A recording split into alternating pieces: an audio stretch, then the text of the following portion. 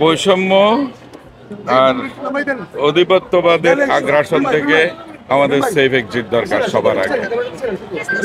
আর ব্যক্তিগত ব্যাপারে হলে আমি তো দেশের জন্য যুদ্ধই করেছি, এই দেশ থেকে যাওয়ার আমার আর জায়গা নেই। আমাদেরকে এখানেই থাকতে হবে। এতকাল ধরে আমাদের মধ্যে যে বৈষম্য সৃষ্টির ছিল, আগ্রাসন ছিল, জনগণের অধিকার বঞ্চনার যে বিষয়গুলো ছিল, সেগুলি থেকেই জাতির সেফ এক্সিট হলে আমরা খুশি। সেটার জন্য আমরা সবাই মিলে কাজ করছি।